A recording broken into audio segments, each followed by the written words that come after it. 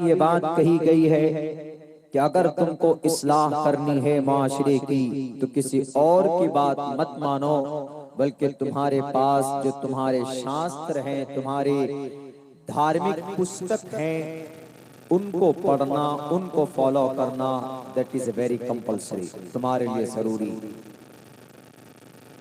मुसलमानों के लिए पैगाम है कि मुसलमानों, तुम इस्लाह चाहते हो तो तुम्हारे पास कुरान है, अहादीस हैं, बल्कि यूं कहिए एक लफ्ज में शरीयत है। If you follow the method of the last prophet and the command of Allah subhanahu wa ta'ala, अगर तुम उस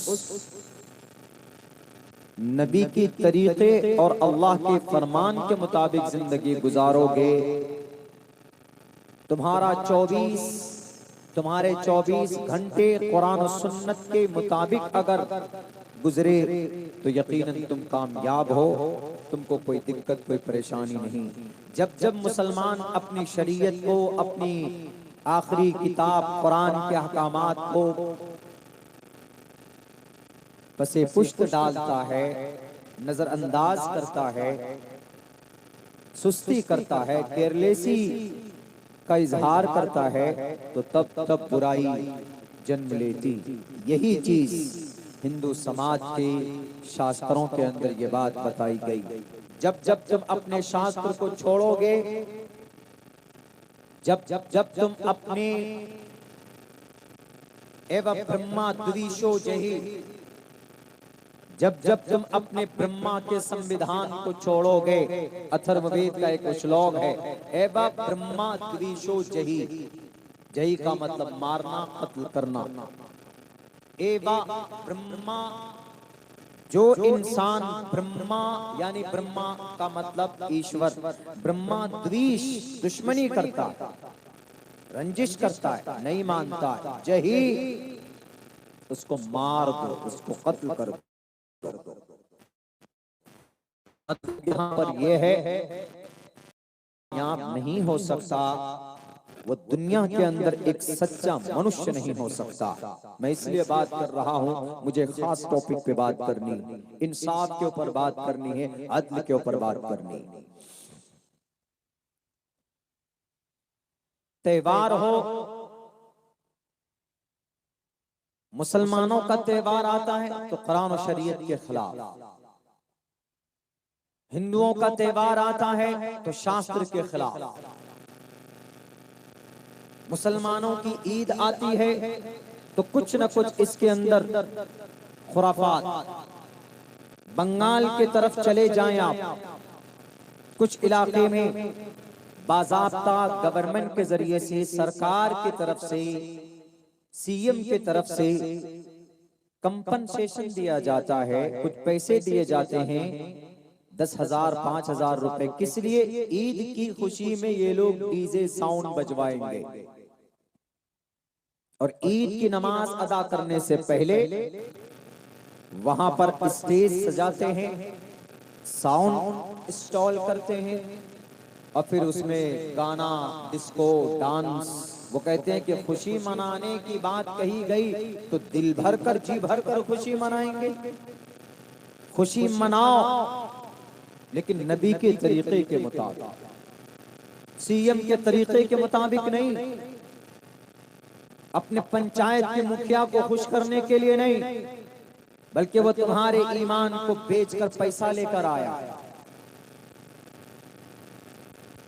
हिंदू भाई राम नवमी मनाएंगे तो राम के मुताबिक नहीं मना रहे, आजकल के गुंडा राजनेताओं के उपदेश के मुताबिक मना रहे। रामनवमी में ईश्वर परमात्मा, मर्यादा पुरुषोत्तम रामचंद्र जी का भजन करना है, वो नहीं करते।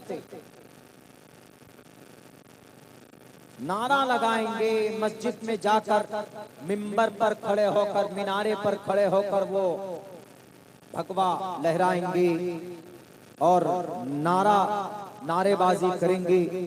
किसी मदरसे में घुसकर 114 साल पुराना मदरसे को जला देंगे।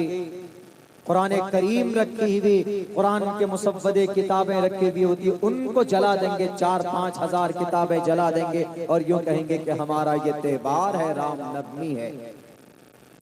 शास्त्र में कहीं नहीं लिखा है कि रामनवमी के मौके पर किसी मदरसे को जलाओ या 4000 किताबें जला दो या मिंबर पर खड़े होकर, मीनारे पर खड़े होकर भगवा झंडा लहराओ, कहीं नहीं लिखा। जैसे ईद में डीजे डिस्को, शराब, अय्याशी, बाइक स्टैंड, टूर्नामेंट वगैरह वगैरह, all bad things has been organized by our leader, हमारे लीडर के तरफ से ऑर्गेनाइज किया जाता त्योहार वो जो हमारे नबी ने बताया। रामचरित रामचंद्र जी की पैदाइश के मौके पर राम नवमी मनाने का तरीका वो कामयाब जो श्री रामचंद्र जी की कथा 1528 में तुलसीदास ने रामचरितमानस के अंदर बयान किया है, उसके मुताबिक होगा तो रामनवमी कबूल।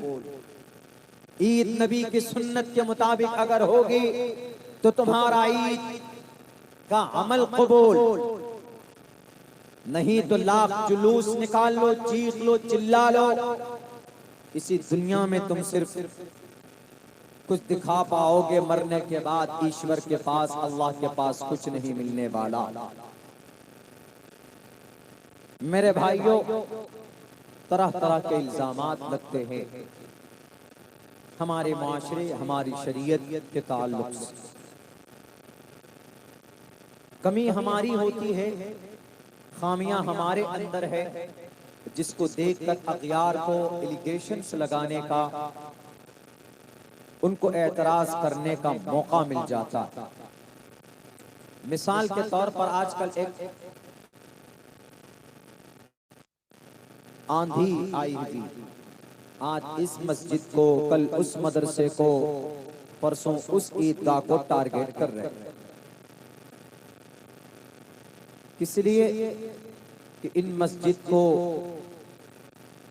इनकी बुनियाद, मस्जिदों की बुनियाद रखी गई, कभी बोलते हैं इस मंदिर को तोड़कर रखी गई इसकी बुनियाद, कभी बोलते हैं कि यहाँ पर ईश्वर ये पैदा हुए, कभी कुछ, इस तरह के एलिगेशंस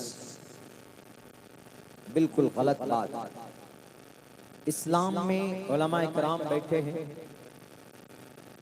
मैं तो एक तालिबे इल्म हूँ, मौलाना वकील साहब हैं, मौलाना मन्नान साहब हैं और कई मुस्तनद उलमाए किराम यहाँ पर हैं। खुद इस प्रोग्राम की सदारत फरमाने वाले बड़े आलिम दीन, मुस्तनद आलिम दीन, आपके इलाके के करीब के डिस्ट्रिक्ट बांका के होजाई आसाम के मदरसे के उस्ताज़े हदीस व तफसीर, वो यहाँ की सदारत का पुरमग़ज़ खिताब होना। पूछिए किसी से, क्या जबरदस्ती किसी जमीन पर कब्जा कर मस्जिद बनाना क्या अलाउ है? It is not allowed. क़यामत की सुबह तक खूबसूरत मस्जिद बना लो, घर बना लो, जायज नहीं। मस्जिद तो दूर की बात, वो तो पवित्र जगह है। इसीलिए मैं कहा करता हूं इन लोगों को और हम मुसलमानों को भी, हमारा अमल जब बदलता है तो अगयार को मौका मिल जाता कहने के, उल्टे सीधे तर्जमा कुरान करीम के करने लग जाते हैं, उस पर एलिगेशंस लगाते हैं। हमारी बुराइयों को देखकर वो कहते हैं इस्लाम में ये चीज जायज है, शराब पीना इस्लाम में जायज है।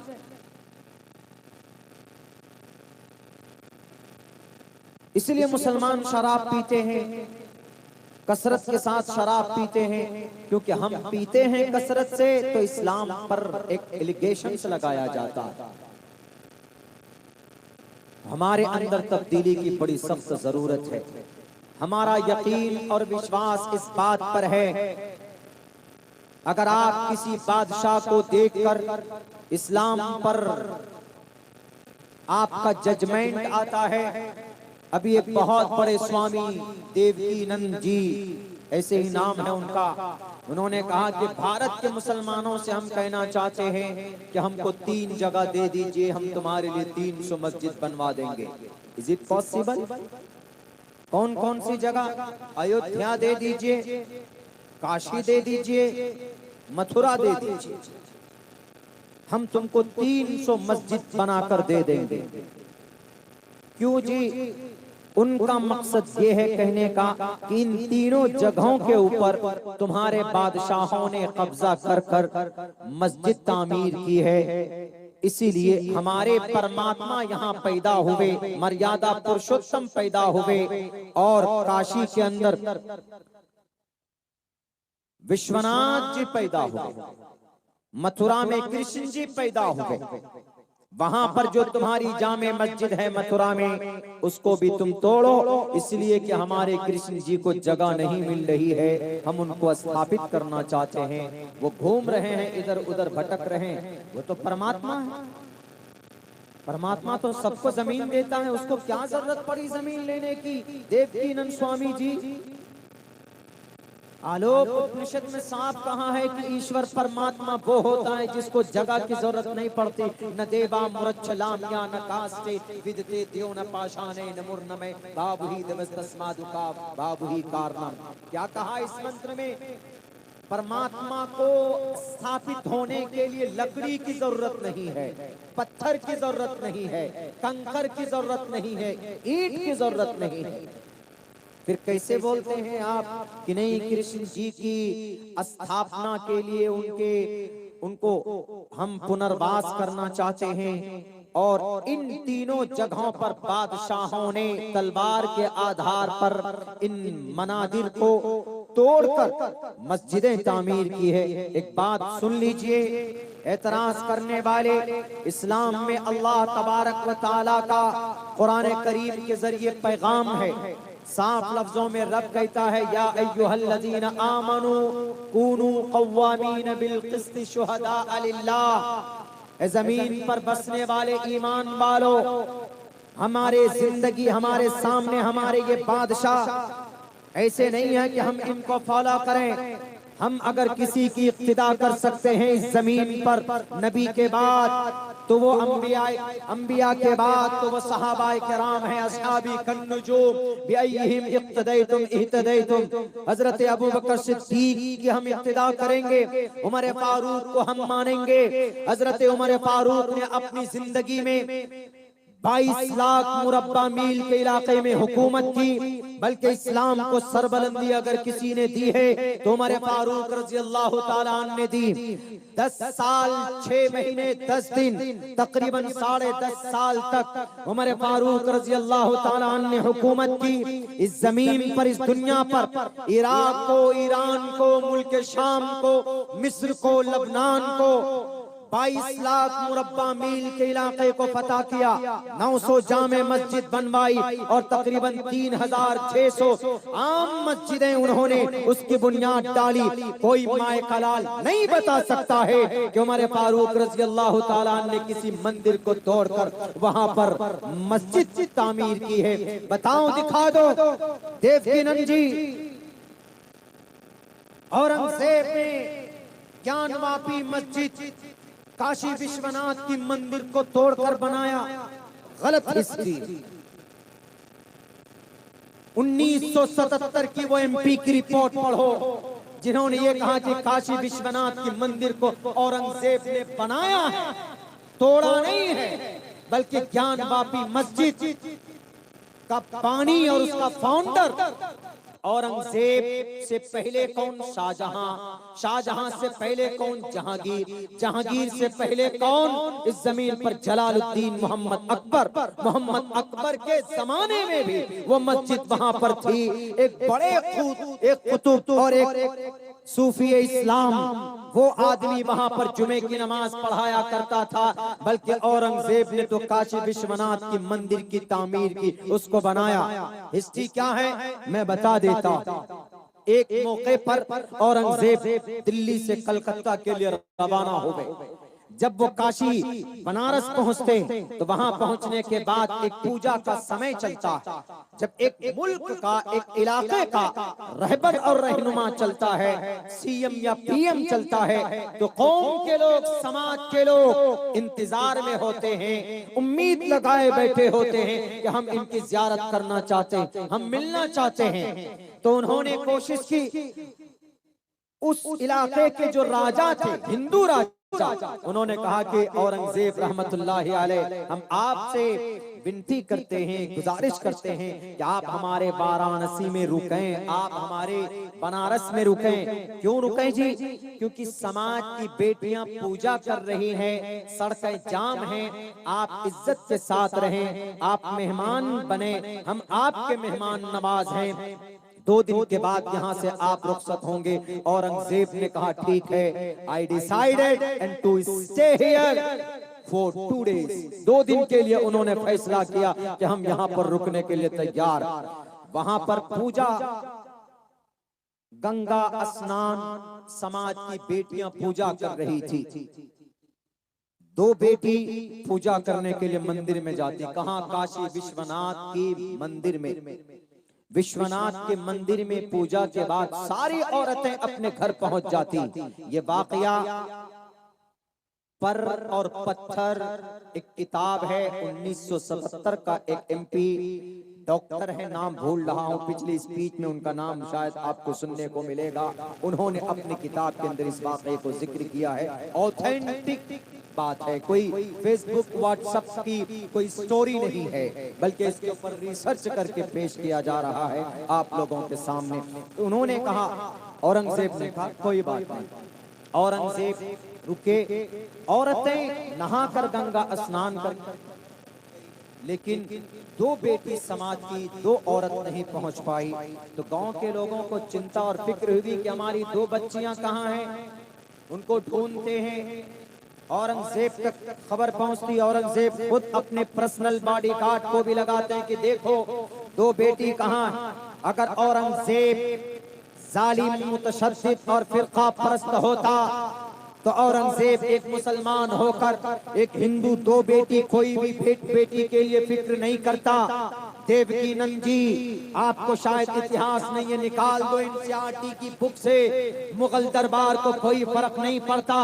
मुगल की निशानी ताजमहल है। 4 करोड़ रुपए खर्च करके शाहजहां ने जो बनाया, आज सीना तान कर दुनिया में बोलते हैं कि 7वां अजूबा कहाँ है? भारत के अंदर आगरा का ताजमहल है। और बड़े शान के साथ रेड फोर्ट दिखाते, लाल किला दिखाते।